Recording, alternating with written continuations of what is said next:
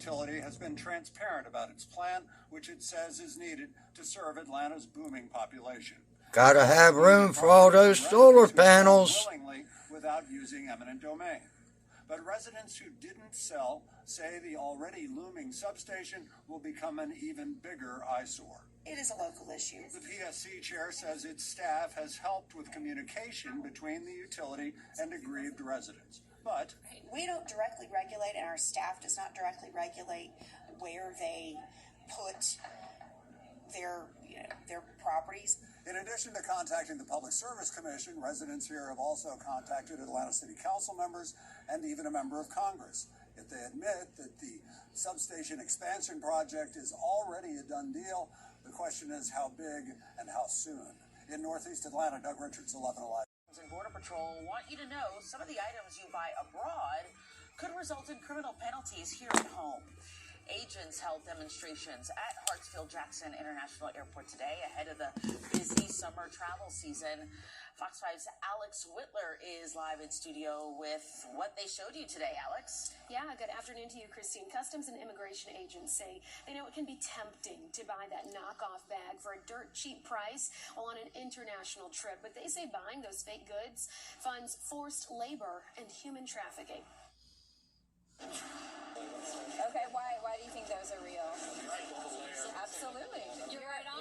Absolutely. An interactive presentation Wednesday for those with a little extra time as they travel through Hartsfield-Jackson. I thought the fake hat looked cleaner and better than the real hat. And cigarettes, I really have no way to judge. Agents have seized $25 million worth of counterfeit goods over the past year. This booth full of bogus items is to give people a heads up. Fake, phony products fund foul play overseas. Anything that you can buy online or in a store can be counterfeited. Behind me, you'll see a lot of the name brands that we all have today, going from our coffee cups to our tennis shoes to the clothes to the belts that we're wearing. If it has a brand name, it can be counterfeited. To the average person on vacation who might want a sweet deal, it may sound like no big deal. Chad Williams, for example, is headed to Mexico. He says he's not on the market for anything high-end, but would consider designer dupe sunglasses if they were convincing. I'll pay $200 for them, brand May 11.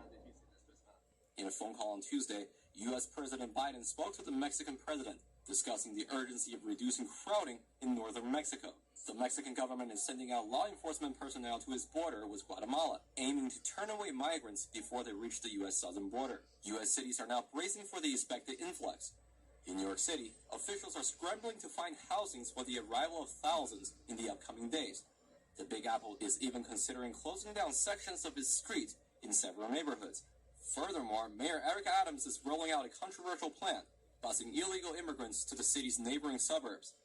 New York City taxpayers spend nearly $5 million a day to host illegal immigrants in the city.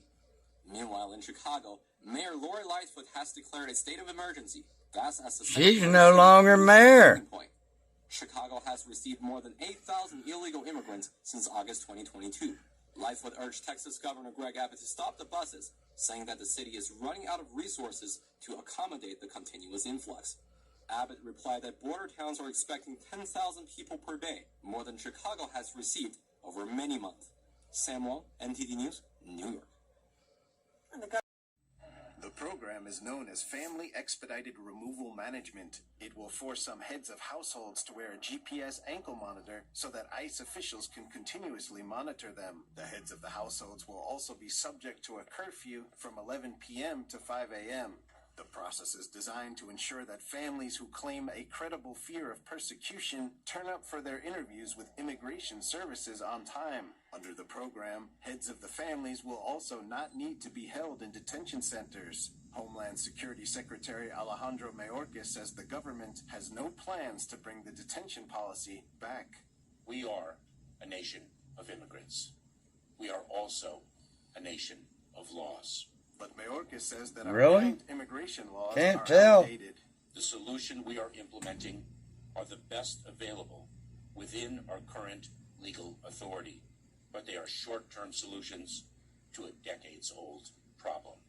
The secretary accuses Congress of not doing its job on immigration reform. The new program will also help ICE to locate families who do not qualify for the credible fear status, so they can thus be removed from the U.S. within 30 days under the expedited removal program. In related news, groups of illegal immigrants have been lining up in a temporary staging area known as Camp Monument in Brownsville, Texas. Brownsville sits across the Rio Grande River from Matamoros, Mexico. Rights activists say migrants have been purchasing pool floats and life jackets to prepare to cross the river. The scene comes as Title 42 expires. The pandemic-era policy has allowed U.S. authorities to swiftly expel hundreds of thousands of illegal immigrants back to Mexico. Secretary Mayorkas sought to allay concerns about the border post-Title 42.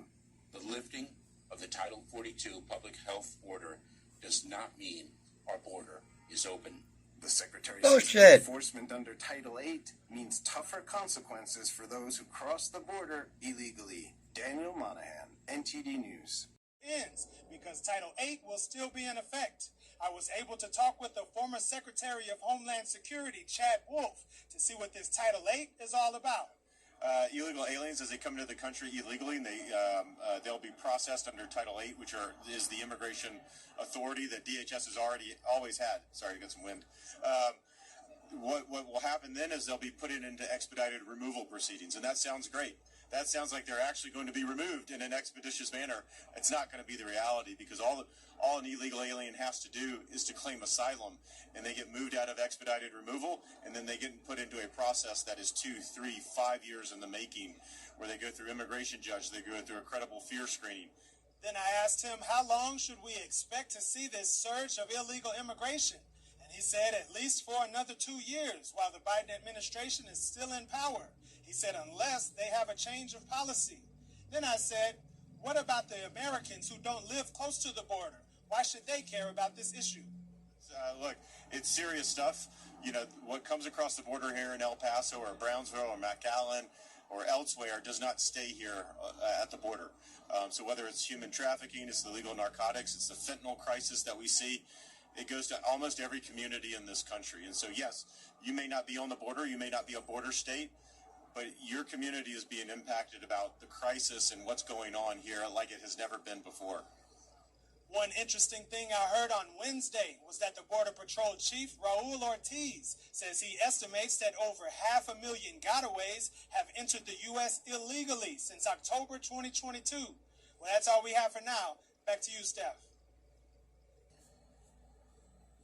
Yeah, so just to start with the bill vote, it passed on a vote of 219 to 213. It did pass, but just barely, because Republicans do hold such a slim majority in the House. Now, it's important to note there were 2 Republicans who voted with Democrats as a no vote. Those were Congressmen Massey and Duarte. Duarte says he voted no because he believes that there's a better solution that could address both border security and a fix for DACA, as well as the guest worker program.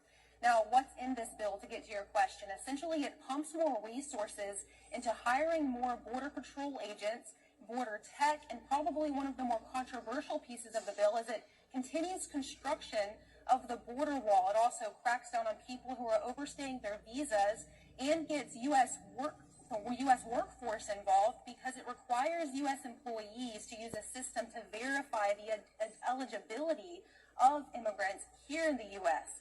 Here's how House Speaker Kevin McCarthy painted this GOP top priority just moments after today's vote. Not to stay in Washington to gather all your information, but to travel to the border itself. If you're going to write a bill about the border, you ought to learn firsthand. My message is very simple. Do not miss another deadline like you just missed on Title 42. The bill also changes the requirements, kind of cracking down on what qualifies as legitimate asylum claims. This led Democrats to equate this to doing away with the asylum system altogether. Here we'll show you how Democrats were presenting this argument in the debate on the House floor, as well as a response from a GOP bill sponsor. In fact, this bill would eliminate funding for much of the remaining legal immigration system that we have, leading to chaos. We are ready, Mr. Speaker, to work with serious Republicans to pass meaningful reforms, not an enforcement-only strategy that will continue to be a failed strategy no matter who's in the White House. Those folks who have legitimate claims are suffering the consequences of this broken system. So we're making sure that we have a process that works for those who have legitimate claims, but we're also trying to make sure that we filter out what we know are fraudulent claims. Now, President... There's one window.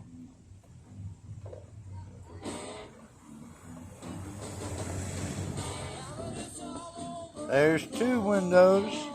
How many more?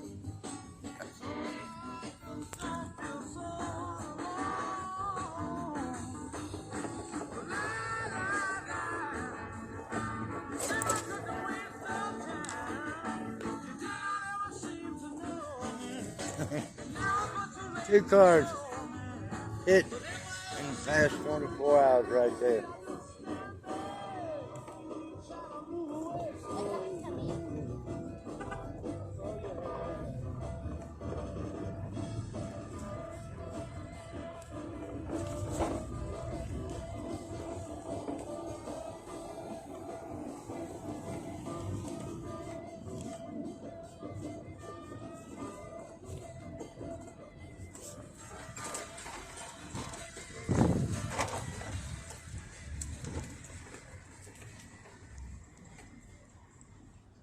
Lordy, Lordy, Lord.